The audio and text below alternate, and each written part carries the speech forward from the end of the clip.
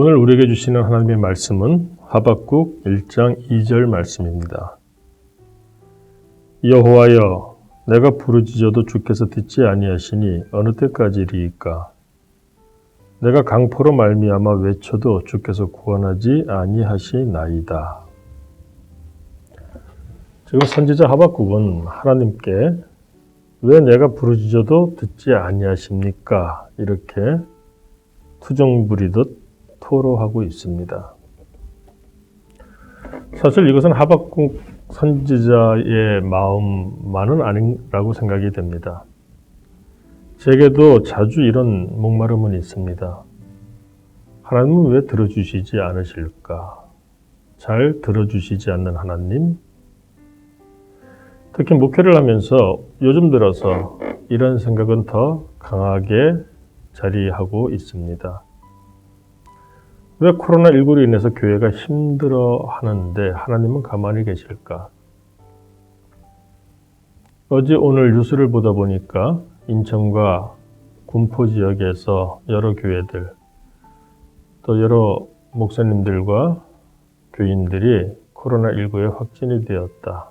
그래서 많은 문제들이 있고 또 사회에서는 교회를 향하여 비방하는 소리가 높아지고 있음을 봅니다. 그런 소식을 접하면서 하나님은 왜 교회를 지키시지 아니하실까? 이런 생각을 해보게 됩니다. 하나님은 왜 늘 침묵하시듯 우리의 부르짖는 소리를 우리가 원하는 만큼 들어주시지 아니하실까요? 생각해보니까 이런 불만을 제가 가지고 있는 것은 제가 하나님의 은혜에 대해서 한 가지 오해하고 있기 때문이라는 생각이 듭니다. 저는 하나님의 은혜를 항상 완제품으로 받기를 원하고 있습니다. 완제품이라고 하는 것은 무엇입니까? 내가 손을 대지 않아도 이미 다 하나로 완성된 그것을 의미하는 것이죠. 그런데 내 마음은 그러한데 하나님은 내게 하나님의 은혜를 주실 때 늘 반조리품으로 보내주시는 것 같습니다. 어느 정도는 완성이 되어 있는데 그 나머지 절반은 제가 해야 되는 듯한 그런 느낌이 듭니다. 근데 생각해 보니까 이것은 성경에서도 자주 발견되는 모습인 것 같습니다. 우리가 언젠가부터 이스라엘 백성이 출애굽하여 가나안 땅을 차지하는 출애굽기와 민수기, 지금은 여호수아이죠. 주일마다 그 말씀들을 지금 받고 있는데 한 가지 궁금하지 않습니까? 하나님이 가나안 땅을 허락하셨으면 그저 들어가면 될 터인데 그들은 지금 전쟁을 하고 있습니다. 왜 거저 주시면 더 좋았을 터인데 전쟁을 치르게 하셨을까? 생각해보면 신약성경에서도 예수님께서 그와 같은 말씀을 주셨죠. 천국은 침노하는 자들의 것이니라.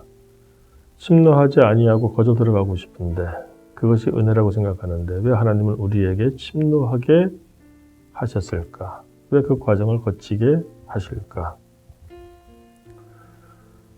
여러분 생각해보면은 처음부터 하나님께서 그러셨던 것은 아닌 것 같습니다.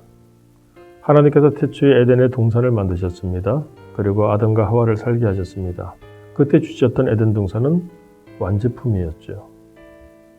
거저 들어가서 살면 되는 곳이었습니다. 그런데 그곳에서 아담과 하와는 범죄를 저지르게 됩니다. 자, 그 이후로 어떻게 되나요? 그 이후로 죄성을 가지는 우리들 한 가지 특징을 보이게 됩니다. 여간에서는 감사하지 않습니다. 감사하지 않으니까 살면서 행복도 찾기가 어려워졌습니다. 천국은 침노하는 자들의 것이니라. 같은 맥락에서 우리에게 주신 말씀 아닐까요? 왜 가나안 땅을 굳이 전쟁을 해야지만 차지할 수 있게 하셨을까요? 코로나19로 말미암아 우리의 삶이 힘들어졌습니다.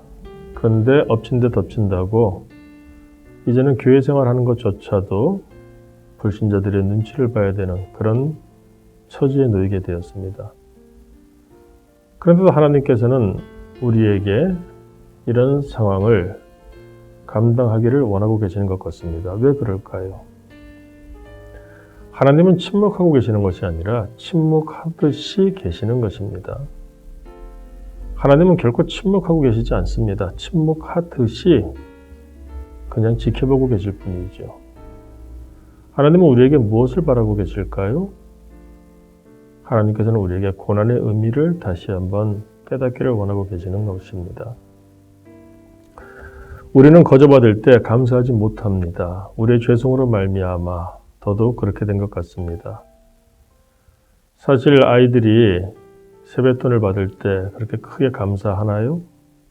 그 귀중함을 아나요? 그런데 요즘 시급이 아직 10,000원이 채 되지 않죠. 자기가 나가서 아르바이트를 하게 되면 그때 받는 그 시급, 1시간에 10,000원도 채 안 되는 그 돈으로 말미암아 그들의 마음 반응은 세뱃돈 받을 때와는 완전히 다르겠죠. 고난이 주는 의미가 있습니다. 하나님께서 침묵하고 계시는 것이 아니라 침묵하듯이 계실 뿐이고, 왜 그러하신가 하는 것은 그 과정을 통해서 우리에게 얻기를 원하시는 하나님의 마음이 있기 때문에 그렇습니다. 우리가 돌아보게 되면 믿음의 선진들이 환난과 핍박 가운데에서 어떻게 살아갔는지 잘 알고 있습니다. 환난과 핍박으로 인해서 많은 것들을 잃었죠. 환난과 핍박으로 인해서 너무나 삶이 고통스러웠죠. 그러나 그 모든 것들을 대가로 치르면서 우리 믿음의 선진들은 우리가 갖지 못한 것들을 얻은 것이 있습니다. 그것이 무엇이었을까요? 사실 요즘 우리의 믿음 생활, 교회 생활을 돌아봅니다. 너무 안일해 있지 않나요? 그것을 통해서 우리가 하나님을 제대로 만날 수 있을까요? 그런 교회 생활, 그런 신앙 생활을 통해서 우리가 천국을 제대로 볼 수가 있을까요? 저는 그렇게 생각합니다. 하나님께서 우리에게 지금의 형편을, 상황을, 환경을 허락하신 이유는 이런 과정을 통하여 이 과정이 없다면 결코 알 수 없을 그것을 우리가 깨닫고 보고 누리기를 원하시는 마음이 있기 때문이라고 하는 것입니다. 이런 믿음으로 오늘 말씀을 받는다면은 역시 그렇구나 하고 깨달을 수 있는 것이 있습니다. 오늘 하나님을 향하여 왜 부르짖어도 듣지 아니하십니까? 이렇게 토로했던 하박국 선지자, 그가 뭐라고 그의 성경을 마무리 짓고 있는 줄 다 아시죠? 하박국 3장 17절과 18절 다 아시는 말씀 읽어드리겠습니다. 비록 무화과 나무가 무성하지 못하며 포도나무에 열매가 없으며 감람나무에 소출이 없으며 밭에 먹을 것이 없으며 우리의 양이 없으며 외양간에 소가 없을지라도 나는 여호와로 말미암아 즐거워하며 나의 구원의 하나님으로 말미암아 기뻐하리로다. 고통 가운데, 그 과정 가운데 숨겨진 것들이 있습니다. 가나안 땅을 향하여 걷는 그 노정 가운데 숨겨진 보물들이 있고, 가나안 땅에 들어가서 그 땅을 차지하기 위하여 치러야 되는 그 전쟁 가운데 전쟁을 치르지 않는다면 볼 수 없는 하늘나라에 관한 보물이 숨겨져 있습니다.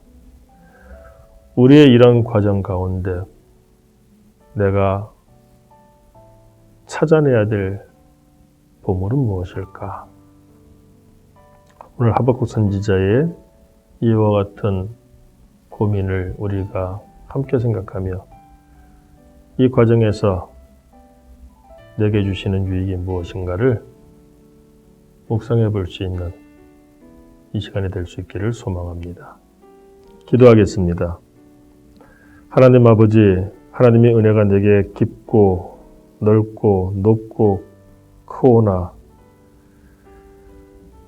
나의 사욕으로 말미암아 나의 죄성으로 말미암아 온전히 깨닫지 못하고 감사하지 못함을 이 시간 발견하게 하시니 감사합니다. 코로나19가 주는 어려움과 그로 인하여 삶이 주는 고통이 있사오나 이런 과정 가운데 하나님이 숨겨놓으신 천국에 관한 보물을 우리가 찾을 수 있게 하여 주옵시고 그로 인하여 침묵하고 계시는 것이 아니라 지켜보시며 침묵하듯 그러나 우리를 응원하고 계시는 하나님의 손길을 깨닫는 귀한 시간 되게 하여 주옵소서. 예수님 이름으로 기도드립니다. 아멘.